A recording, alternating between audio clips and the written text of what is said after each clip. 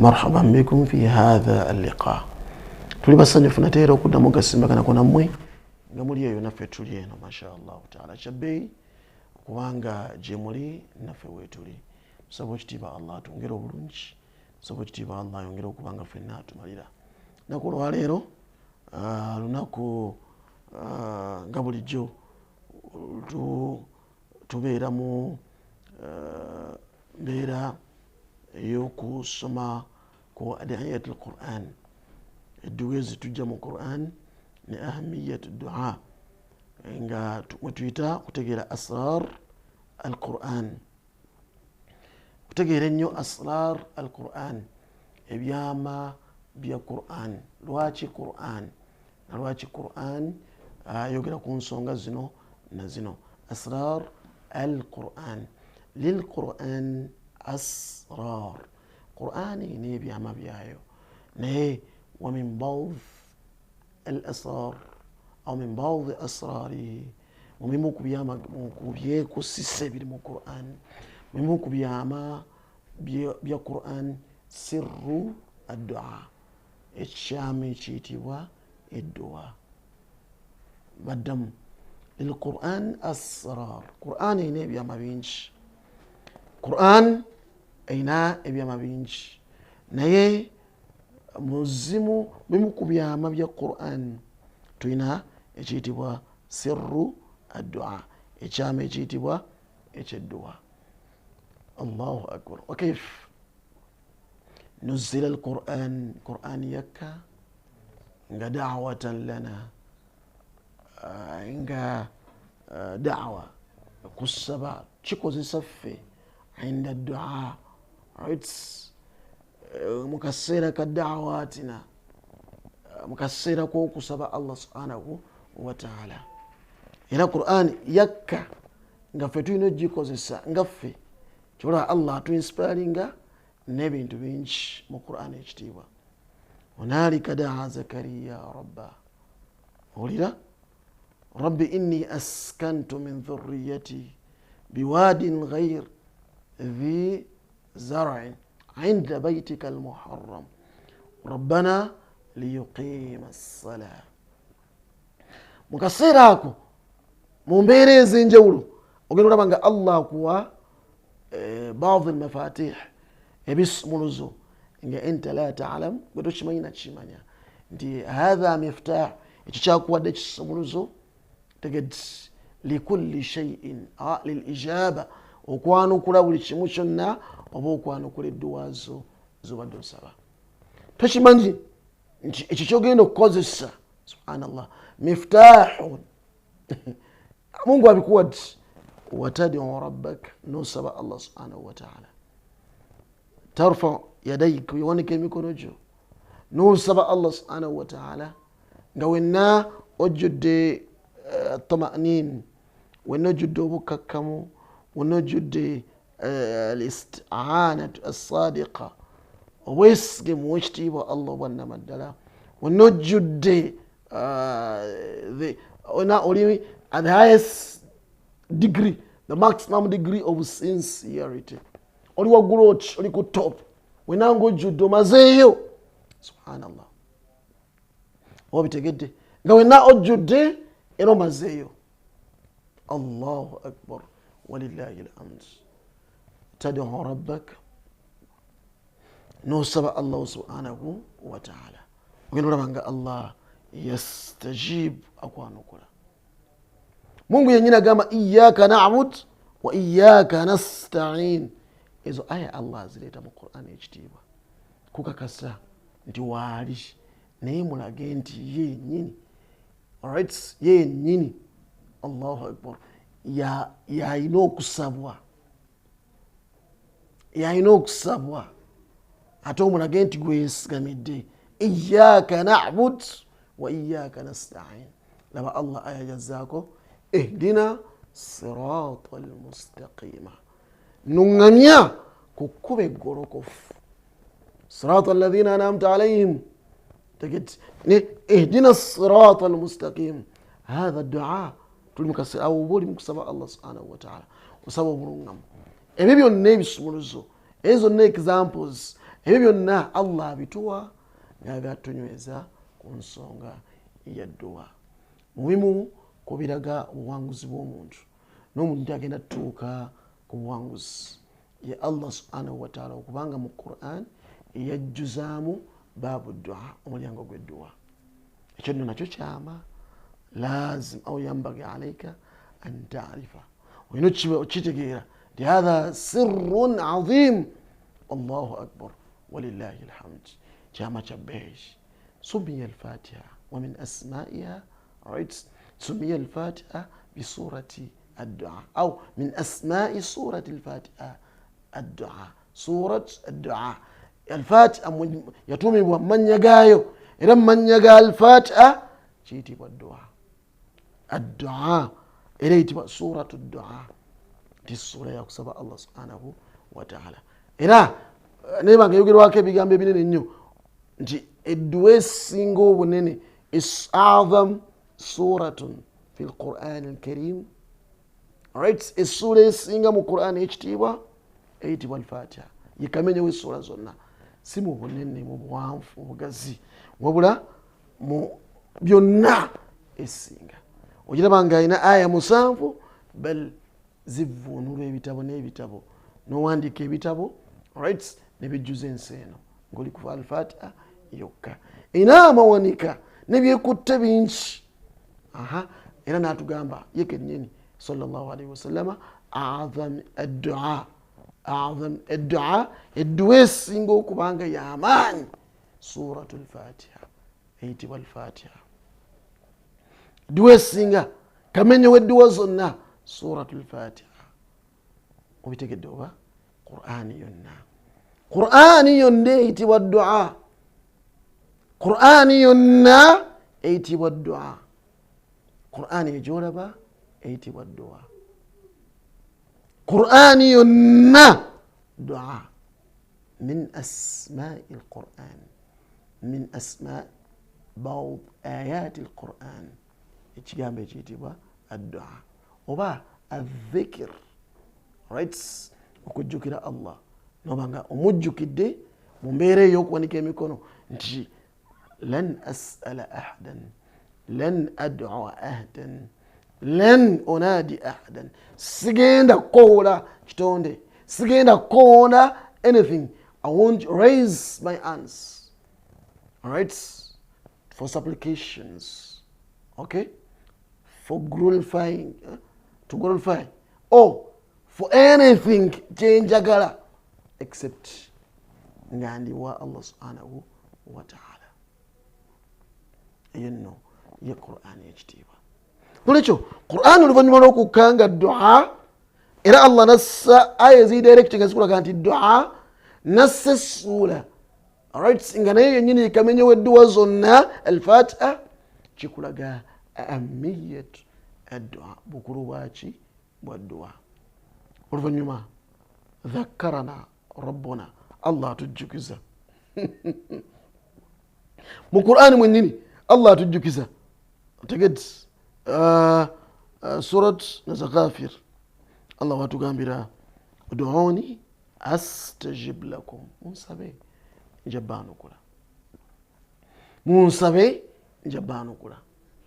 ud'uni astajib lakum munsabe please kwanga Allah achimanyi tamurru bika al-ayyam ennaku zigenda kuyitawo nyingi nga zonna alayka nga ziri kugwe zikuba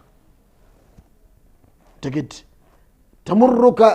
tamurru bika al-ayyam zigenda kuyitako nyingi naye nga wahiya laka nga ate zo mpewufu nga tezikuba tezikunyoganyega. Sawfa tamurru bika al-ayyam naye nga ziri alayka nga zikuba zikunyiga owulira ennaku n'osobera ewakane mu kibira ategedde noonoonya omutaasa noonoonya ani agenda okuconnectinga noonoonya olutindo olukujja osobole okubanga oseeyeeya oyite mu mpompogoma ezo mu biwonvu ebyo mu bikonko ebyo to connect ogende ku kazinga akayitibwa success ogende mu kifo kiri ekiyitibwa success okwesiima. Mungu akimanyi nti wagenda kubaawo ennaku nga zo zennyini zeezo za mifumbi. Wagenda kubaawo ennaku nga zeezo za funya ki? Funya mitaafu. Wenna n'ofunya emitaafu. Wagenda kubaawo ennaku ng'ezo za queen zigenda kuba nakumenyaamenya. Tamurru bika al-ayyaam, zigenda kujja ennaku nga si nnungi gy'oli, bizibu ku bizibu, wahanan ala wahanan. Tegeti eyo Mungu yakimanya, era n'akimanya rabbuka tabaraka wa taala nti oluvannyuma lw'ennaku ezo min ba'di usrin yusra, wajja kubaawo ennaku ng'ate hiya laka, ng'ennaku ezo zo zizo naawe ogenda kulya biceppere nakweyagala zirina okujja, naye byonna bituukako nositiikinga ku nnaku zino, right? N'okubanga buli kaseera osinganawo the bridge, n'oba osinganye ekiwonko, tegedde nga eva waliwo olutindo. Ye programu eno gye tulimu waliwo olutindo. Always there is a bridge connecting you to the success planet, to the success, right, island. That's successful island, or a success island, a victorious island. That one ogenda okubanga weesiima. Always Allah kyayagala ekyo akimanyi, buli omu yonna gy'onisome bw'obitegedde. Tamurru bika al-ayyaam, eyo kaseera kajja kubaawo nga emitaafu gijja, essente ozinoonya zibuze, abaana bakutawaanya, abaana tebasoma, abaana bazaalira ku nzija tebabawasa, ebizibu bingi nnyo by'ojjuza. Right? Osobeddwa financially, politically, morally, socially, spiritually osobeddwa. Noga nti aina al-mafar, ani kati antaasa, kati nzirukirewa, ninzire waani, ani gwe naddako. Tegedde otambule nga weewuunaganya oti. Abantu bali mu nsi muno kati batambula beewuunaganya. Mungu akimanyi nti wajja kubaawo ennaku ng'oli mugumba, lisa ma anjabta, tonnaba kuwasa, tonnaba kukola ki, tonnaba kuzaala, naye wakad makathta mudda, omaze ebbanga ddene ng'oli mu bufumbo myaka 2, 18, 7, 10, naye ng'ate waliwo abali ku street abazaala, kuliko abali ku kasasiro abazaala, kuliko abalalu be bazaalamu, kuliko n'abalalu be bazaalamu, kuliko abali ku street nga nena wansula naye nga ajjuza abaana. Kyokka ate gwe olina okusula n'ebikomero obiina, tolina wadde ezzadde. Ekyo Allah akimanyi. Era yakimanya kijja kuluma, kijja kunyiga nga we kyali ku baatukulembera. N'akuyita ye kennyini, uduuni astajib lakum. In case of anything, please, in case of any need, please, just raise your hands for dua. I'm ready to answer your call. I'm ready to answer or to respond to your dua. Allah, with assurance, is ever ready. Right? Min asrar al-Quran, mubyame biri mu Quran, mulimu ekiyitibwa eddua. Kyova olaba nga wekitiibwa Allah atugamba ye kennyini atukubiriza tumusabe. Tegeti inna alladhina yastakbiruna an ibadati, abaneekuluntaza ne bagaana okunsaba nga bakimanyi I'm the one to feed them, I'm the one to respond to their calls, I'm the one to award them with anything, I'm the one to make them achieve, assist them achieve their achievements, whatever they are yearning for. Kyonna kye baagala nze ngendo kibatuusaako. No one. Teri aya agenda kibatuusaako. Abitegerekesa ebintu ebyo. Saba Allah tubitegeere ebigambo ebyo. Saba Allah tubitegeera ebigambo ebyo. Nolwekyo ekigambo ekiyitibwa eddua kikulu. Fad'u rabbaka, saba udu rabbaka tadarruan wa khufiya musabe Allah subhanahu wa ta'ala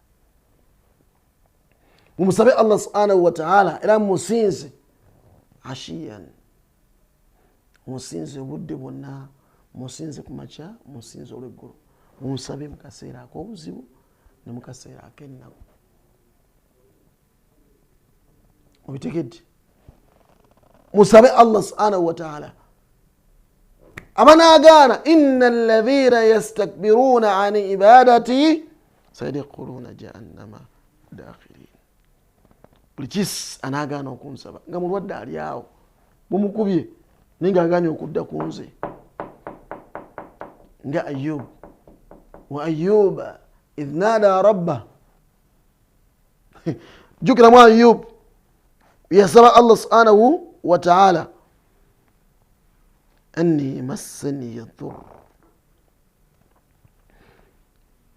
embere ekoze ekyesusse Allah wange nome bususse ne wa anta arhamur rahimin kwasinga okusaasira Mungu ekisakyo kiruwa Allah wange ekisakyo kiruwa Allah wange obusaasizi buluwa time etuuse right emyaka giyise ng'ali awo yenna ajjudde envunyu his body is full of maggots yenna ajjudde yenna naye what did he do oluvannyuma lw'okuyita mu kigezo ekyo yagamba nti teri agenda kuntaasa ghayra Allah siwa Allah atali Allah subhanahu wa ta'ala n'asaba Allah subhanahu wa ta'ala obitegedde oba ezo aya Allah azituwa tadhkiratan lana naffe tutegeere tinaffe tusobola omusaba kuba oli yamala emyaka mingi ng'ali awo musib tegedde nga yenna alina obuzibu bw'omubiri gwe gujjuddeko envunyu zimulidde ziridde omubiri gwonna buli kamu konna nezituuka time nefumita empiso yaayo mu mutima obitegedde oba saba Allah aba obitegedde ebigambo ebyo Allahumma amin waliwo omusajja omulala yalinawo obuzibu bwe yalimu ng'embeera emukutteko Allah subhanahu wa ta'ala tulaga naye yakoowola Allah subhanahu wa ta'ala wadhannuuna dhannun mujjukire mu akaseera yatambula n'afuluma mu bantu be idh dhahaba mughadiba afuluma mu bantu be nga yenna yekabye yenna anyiizi bantu Allah abantu bamwe baganye okunzikiriza Allah n'amusaako mu kanyogoga nawe Allah akussamu ebyo embeera gy'olimu tomanyi kyewakola tho tugamba oli mulungi nnyo niyo oyinza okuba oyina edisservice gyewakola oyina disappointments you disappointed your creator akuwadde byonna naye n'osigala mu bwenzi n'osigala mu bubbi n'akuwa byonna n'omaliriza ng'ogenze mu riba naye nga ababbanka tebaaliyo ng'otandika emirimu gyo bazze kwogereza nga wenna wenna ogaggawadde kati Allah akuteddeko mu kanyogoga alina waayagala maybe you remember him and turn towards him omugambe ya Allah Allah wange ng'oli bwe yagamba fanada fi dhulumat nakoola Allah subhanahu wa ta'ala fanada fi dhulumat amukoola Allah we naye nga ali ludda wa ali mu kizikiza la ilaha illa anta subhanaka inni kuntu min adh-dhalimin amukoola mu kizikiza ng'ali mu kizikiza fi dhulumatin thalath bizikiza bisatu budde bwa kiro kya nnyanja ekizikiza ekyennyanja mu makkati mu nnyanja ekyali mu kizikiza n'okubeera mu kizikiza ekyekyennyanja hot mwe yali mulki ng'ali akasirikitu waati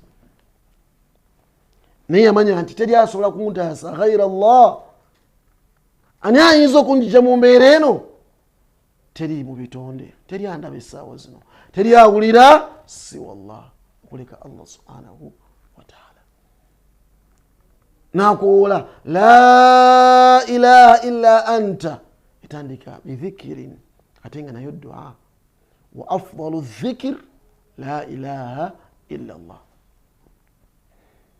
Watu yatandika Allah subhanahu wa ta'ala biafdali dhikri ne dhikri yesinga biafdali dhikri yesinga eyo yatandika nayo la ilaha illa Allah la ilaha illa anta subhanak inni kuntu min adh-dhalimin. Yatandika ne dhikri Allah jasima kwagala nazzako tasbih yebbe subhanak subhanallah yebbe subhanahu ezimu ku dhikri ne duwe singa zilimu ekigambo subhanallah. Afdalu dhikr subhanallah la ilaha illa anta subhanak nga yinamu wadde eddala lya waggulu amulaga nti mutuufu asusseewo mu kwewuunya asusseewo mu kusukkulumya subhanak ngeri gyobonerezaamu Allah yo yanjawulo yakasizza subhanak byokola ebibyo byanjawulo. You are keeping me alive. Ndi mu kyennyanja abala kibalya buliji ne kibasalasala but personally nkyasigadde nga ndi mulamu. There is a reason as to why you made me reach this place. Waliwo ensonga lwaki ondeese wano mu bantu bonna obululu ne bukuba nganze mu kitundu asinga obulongoofu ate nze gennyini Allah wange nze asinga obulongoofu ate nze kennyini gwobonereza mu kitundu kyonna nze asinga obulongoofu. Nze akobola abantu ila okubanga basinza Allah subhanahu wa ta'ala ila sabili rabbihim ila Allahi alwahidul qahhar mbakola kubaleeta gy'oli alwahidul qahhar mbakola abantu mbagamba basinze gwe wekka kyokka ate nze gwobonereza watarakta al-akharin n'oleka bali bonna aboonoonyi. Subhanaka ekigambo ekyo kigazi amagazi makulu magazi tosobola kivunga n'okimala. La ilaha illa anta subhanak inni kuntu min adh-dhalimin. Sincerely nze gwera olaba wano Allah nze ali mu lubuto is confessing is confessing subhanak inni tiyaleka mu sigama nti we mambadde nga ndi mu kyamu mambadde nga nkyami bal al-insan ala nafsihi basira omumanyi byonna byokoze. Obuzibu obutulemesa edduwa zaffe okwanukulwa. Allah wemambadde nongoosa wemambadde nyonoona nsaba Allah onsonyiwe. Allah wembadde nakunyiizizza saba Allah onsonyiwe. Mugambe Allah nga naawe okimanyi weyenze Allah nakunyiizizza olunaku lw'eggulu Allah nakunyiizizza Allah nakoze kino Allah nemedde ku riba nemedde ku zaala. Mugambe nga ta'tarif bizzunubi amazambi gonna ogoogera agisaba nobitegedde. Ta'tarif bizzunubi amazambi go gonna ogoogera osawo obitegedde. Allah mugambe in aradta an yuslih Allah balak au ahwalak Allah okulongooseza obulamu eddunia ne akhira.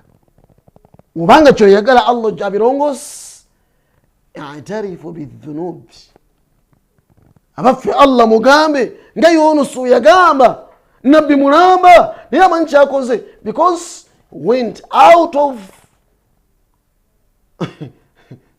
ekifo kyalina okubaamu. He went out of service minus the permission of the creator.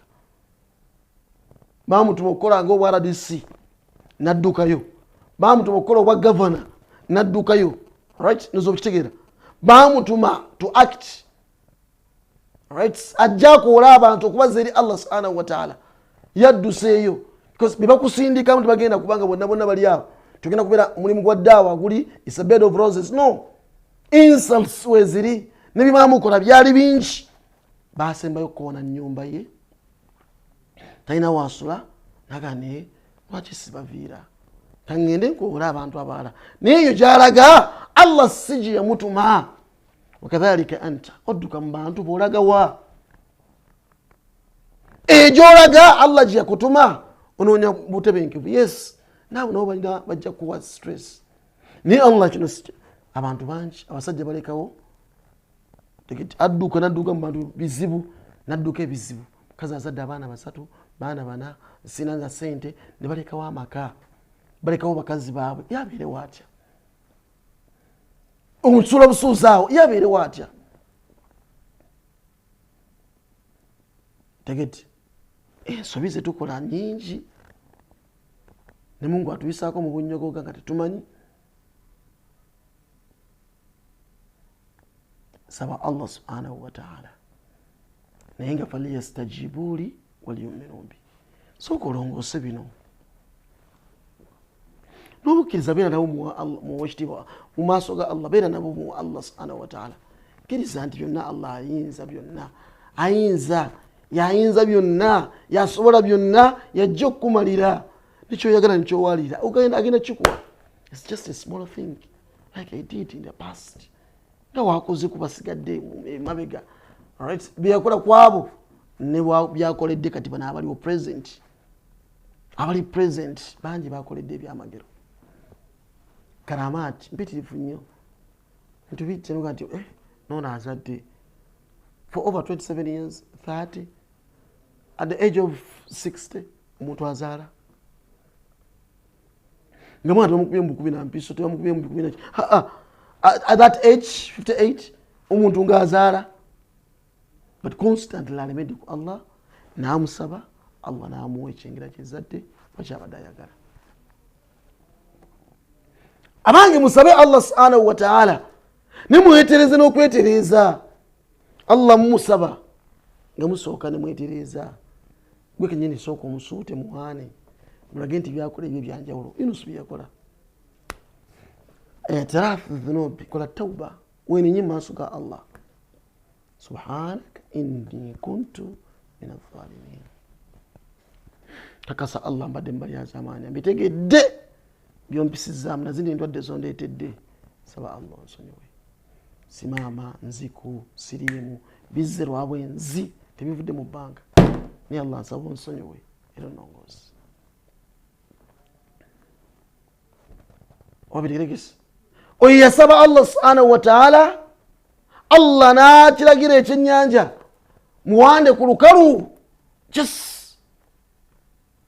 ekigambo kya Allah agamba bugambi kun fayakun va mu bwavu n'obuvaamu zaala n'ozaala fumbirwa n'ofumbirwa wassa n'owassa mulamulongooka ne bulongooka birwadde muwone ne biwona nibakulongoosa Allah n'akusaasira n'otereera nibalongoosa abaala nibagaana otereera saba nnyo Allah subhanahu wa ta'ala kuba abakulembera bamusaba Allah n'abakolera ebyamagero waliwo omusajja yawangaala ku nsi si yeyekka naye kambaweeyo yawangaala ku nsi nga tazaala famarra bihi as-sanawat amakulu n'akula obulamu ne butambula emyaka ne giyita right n'obulamu ne buyita obulamu butambula atansogonda yalina omukyala gwayina nga bamuyita Hanna binti Faquz n'omukyala naye nga naye tazaala naye alembeddewo ewaka naye ne baleeta akaana akawala ne bakalabirira bulungi buli kaseera bakalabira bulungi balina treatment yanjawulo maama waako yafa ne kitaawo waako yafa ne balabirira mulekwa oyo kwe kuva ensonga ayitibwa Mariyamu maama afudde banoonya agenda omutwala bamutwala wa Zakariya finally bakubye obululu tebwali bwangu nno olulu tebwali bwangu sigenda somesa bululu ngeri gyebabugwamu naye tebwali bwangu gumenye okuteeka ekkalaamu ku falls ekkalaamu Allah gyasiimye netambulangedde emabega nayo tegenda tekkirira wansi gomanyi oboyiringa ekkalaamu eya bwino ne bagiteeka mu mazzi agokya gatokota gesera negana osaanuuka omanyi kitegeeza ekyo right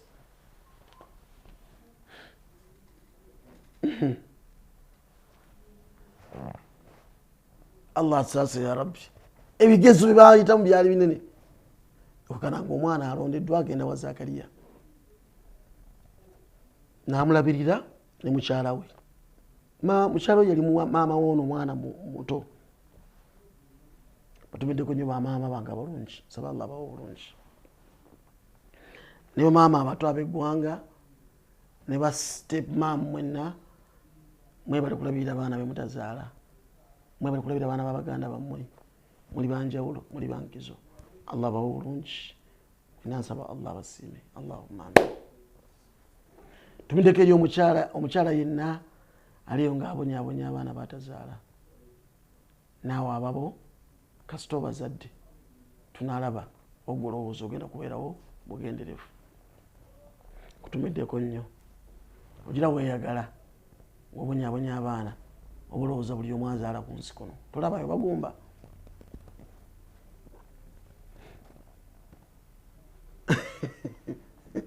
message eyo namulabirira omwana namulabirira naleeta embeera ekyenkya ekyemisana ekyeggulo ekyewunyisa ku mwana ono nga talya mmere eyo era wagireese wagizayo naye tiyakoma kuleeta mmere nga buli lunaku alina ogireeta buli budde butuuka every top of the hour gyalina okuleeteramu emmere ng'agireeta naye omwana ono nga tagirya but he didn't give up Zakariya teyasalako lunaku lumu asinga n'omwana ng'ali mu kulya ali mu kasonda alya n'amugamba anna laki hatha Mariyamu ate bino bijeewa emmere eyo gijeewa mmere yalinga olaba endaggu olwaleero edda baali bagereesa bagamba nga nantalabika ng'ekimuli kyaki kyendaggu nga olaba endaggu tosobola giraba olwaleero nedda ekimuli kyayo nga si kyangu kyakulabika kati emmere endaggu yabula kati nabali balina emmere yali yabula kati emmere gye bamuleetera nga efaana emmere eyo yabula nga olaba endaggu bangi tebamanyi endaggu Majidu omanyi endaggu Johnson omanyi endaggu Nego Shatulo omanyi endaggu Umar Rusulo omanyi endaggu olaba nekkobe tolimanyi Mungu akusaasire ya Rabbi akati naali emmere namubuuza obijjewo eyo emmere oyita mbadinisa nogenda nobba emmere y'abantu kiki namugamba nti emmere eno huwa min indillah Allah yandiisa era olaba nga tamatidde bulungi Allah akulisa siganye naye evuddewa nga nfumbe evuddewa gwatavuddewa natava wano tova mu muzikiti mihrab akafo ke yalimu awo wasinza Allah namugamba Zakariya nkulaba taata muto nkulaba naye nga tokimanyi nti inna Allaha yarzuq man yasha bighairi hisabi Allah woyo waba asazeewo kukuwa tatunulamu Allah agabira buli omu nga tatunudemu oli myaka emeka ofaanana otya bighairi hisabi. He doesn't look at anybody's status. Someone who's whatever, financial status, political status, social status. He doesn't look at somebody's meter status, spiritual status. Wabagaba buli omwamuwa. Kimagambe nti n'abalalu bazaala. N'abali kasasiro balya, n'abasula ku nguudo bazaala. Ani abagabirira oyo? Ye Allah. Gamba nti Allah ani abaliisa gamba nti Allah kulabanga yaba ali ku street abazaala abaana n'abali embuto kyokka nga golemeddwe ofuna omwana with all the favors byolina inna allaha yarzuqu man yasha bighairi hisabi. Yategeera ngamba nti wambadde nti sababu kyamu bulijjo Allah wange mumanyira musinza naye ndabika nange Mariam ono ngeri gyali byalidde nga Allah yamuliisa nange let me use this opportunity to understand the true supplication, the true invocation, and use it. Yesawa ntereeze engeri gyensaba mu Katonda wange, yensaba nerongoose, yesawa nange musabe. Hunalika daa Zakariya rabba. Akaseera ako kennyini Maryam made Zakariya understand nti Allah walira, Allah awulira. Naye gwe abatalina batereeza mutima gwo okumusaba, and era Allah asobola okuwa ky'oyagala. Gwe atalina batereeza ekyo. Hunalika daa Zakariya rabba. Naye yadda mukasonda wali n'asaba Allah we namugamba Mungu, qala rabbi, n'agamba Allah wange, habli min ladunka dhurriyatan tayyiba, nange mpayo ku zadde, tonzija muno mu nsi nga ndi mugumba. Allah mpe zadde ng'ate ddongoofu. Innaka samiu du'a. Suratu Ala Imran, sura ya 3 aya 38. Innaka samiu du'a. Allah owulira edduwa zonna, nkakasa zonna oziwulira, ennimi zonna oziwulira, abakedde obawuliriza, abato obawuliriza, abagumba obawuliriza, abo boogabidde bonna nabaanaga mugimufu bonna baza obawuliriza, abaagala abalongo obawa, abaagala abana obawa. Allah owulira. Hunalika daa Zakariya rabba. Naye yasabanga akakasa, yasabanga akimanyi Allah agenda mwanukula.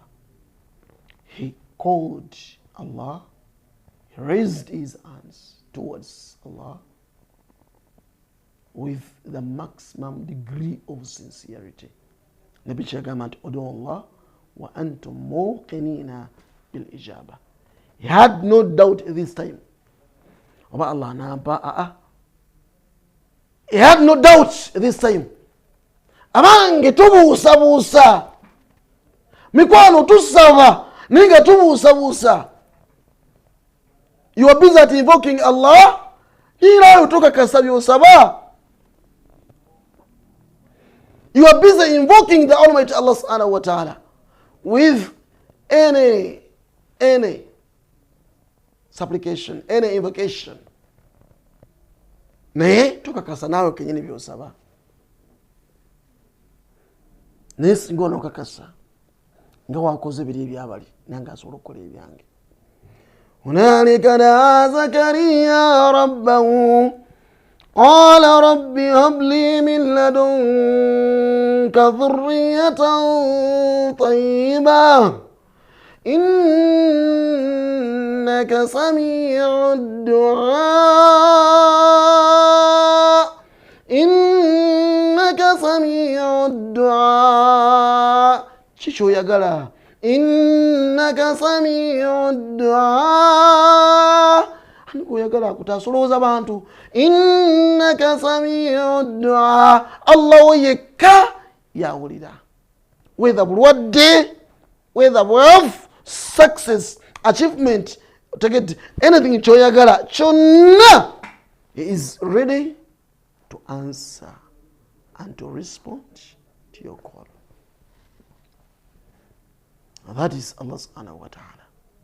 Abo yabanukula, eyanukula oyo w'emyaka egike ye mukembo kembo ng'asemberedde n'entaana, Allah n'amuwa agenda okuvaawo nga Allah amusaze emyaka, n'omukyala Allah amusaze emyaka. Bwe baatuuka okulya ekyeggulo baakirya bulungi. okuswangula ne baswangula banga baswangula magumba ne bagasosola alhamdulillah g'ekyenyanja ne bayiza ne bali ekyekiro bwe baatuka okulya ekyekiro byonna Allah nassaamu baraka era Allah farazaktahum tegeti Allah razakahuma Allah n'abawa ezzadde erya Yahya yalongoosa n'abaana b'omukyala n'abalongoosa nono n'amulongoosa omugongo ne gunywera n'ebiva ku mugongo nga byamaani n'ajja n'alumba ng'alumba nga tayiga ebyaddirira kufunamu Yahya aslahna lahu zawja ani akola ebyo ye Allah tatunulamu bagwani obagwani. Which language have you used?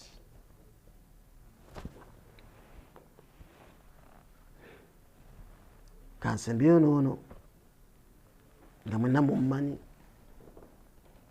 akwata bamugambe nti kwata abaana kwata omwana wo ne mukyala wo batwale mu kifo bakiyitibwa Bakka kiwonvu kiri wakati w'ensiri makati ga nsozi e Makka. Omwana n'omukyala batwale balekewo omwana asiite minus anything situgenda mu omukyala naye anoonya ekyokulera kiraba genda balekaawo n'akwata ezzadde batambula ate bibasibye nga babiryako n'akwata omwana ne maama we n'abatwala liga ku Ibrahimu alayhi salatu wassalam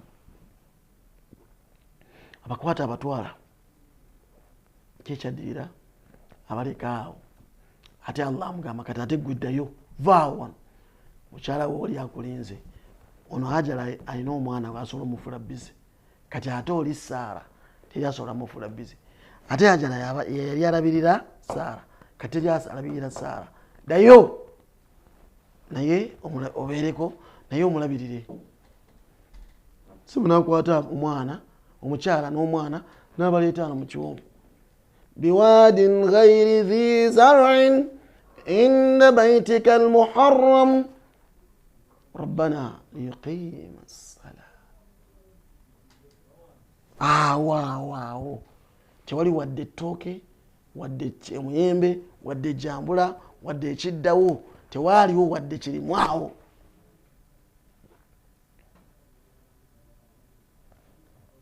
Allah namugamba fuluma kati gwe genda mano nga yabanya abalese mu ddungu abalese mu musenyi abalese mu musana tebalina wadde kibasigaddenawo wadde akayumba kyala asigaddaawo inda baitullah ku nnyumba y'owekitiibwa Allah subhanahu wa ta'ala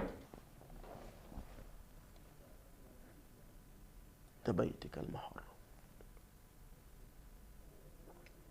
basobole okuyimirizaawo essola basaale basabe Katonda bayimirizeewo edduwa nikiki yakola Hajara waasigala awo n'agamba nti nze sirina kye ngenda kudda wabula amala ebyange ye Allah nze kansabe Allah n'agenda nga yamwe ku lusozi luli luyitibwa Safa n'awanika emikono n'amugamba ebigambo najja atambula nga wagenda atambula Allah n'amulaga essuubi ng'alinga alaba amazzi Miraj n'atambula nga akusituukawo nga tagalabawo n'alitambula paka ku Marwa emirundi 7 ava ku Safa adda ku Marwa Safa Marwa Safa Marwa.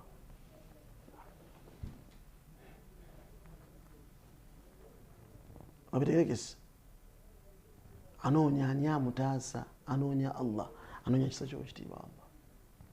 Ibrahimu we yavaawo yagenda Mina n'awanika emikono n'agamba Rabbi inni askantu min dhurriyyati Allah nze wano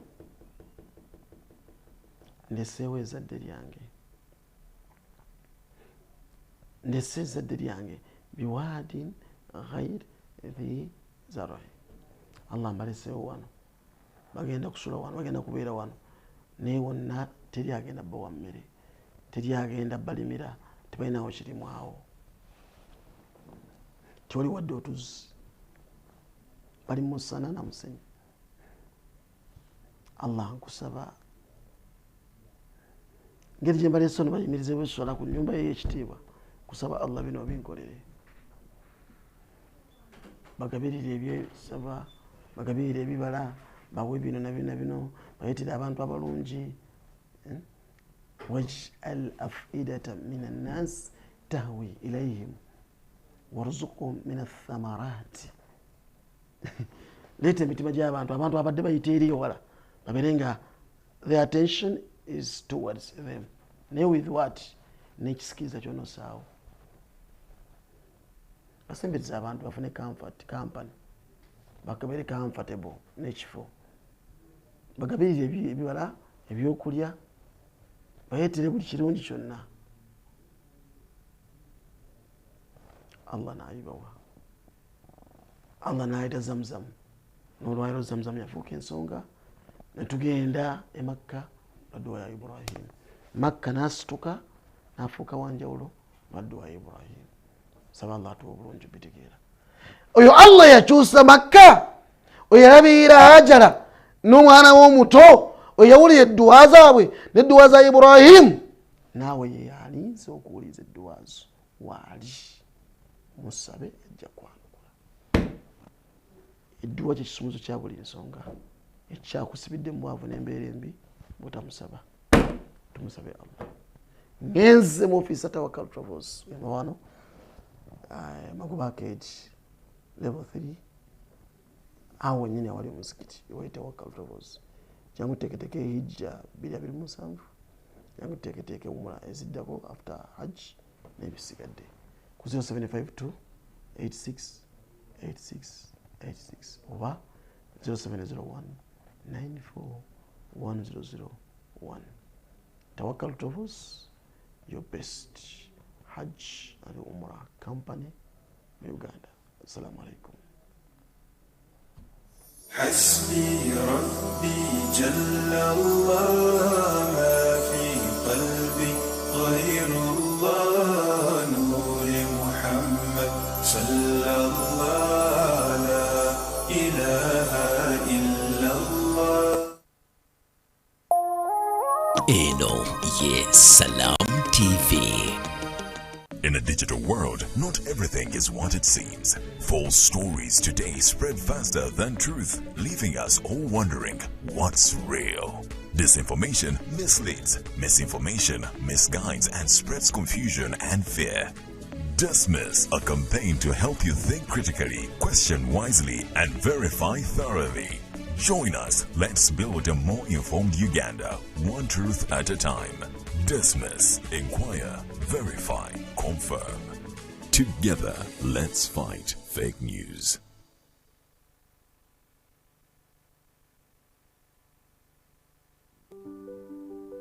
We all set goals for the day, whether it's keeping healthy or staying on your hustle, serving your customers better or working harder for success. Choose the water that energizes you to achieve your goals every single day. Sip on Union Purified Drinking Water, the secret to staying energized, refreshed, and recharged. Union, the better way.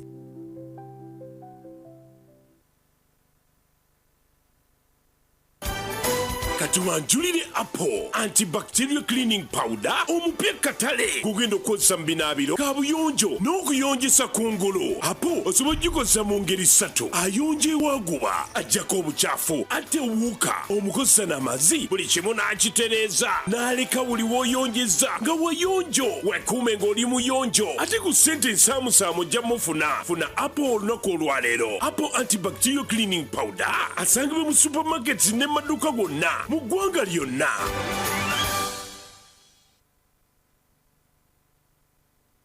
When you don't use Momo, you get unwanted surprises. Save yourself from unwanted surprises. Use the Momo app or dial *165*3# to pay and enjoy zero charges below 5K. That's the power of Momo.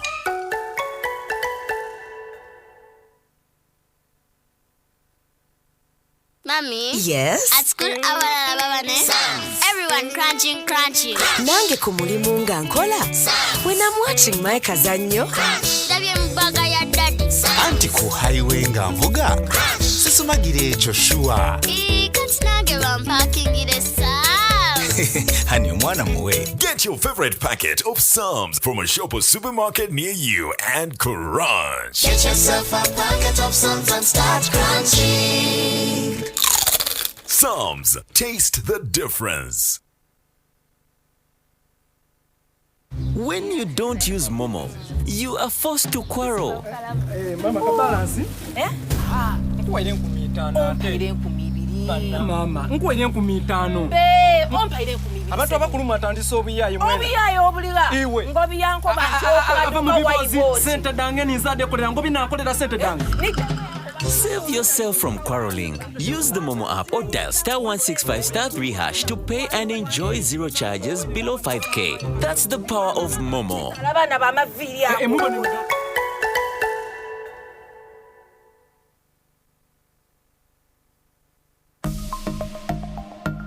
Byolina okukola obeere steady. Kozesa internet ya lukale. Abalumika essimu bakozesa nnyo internet y'olukale.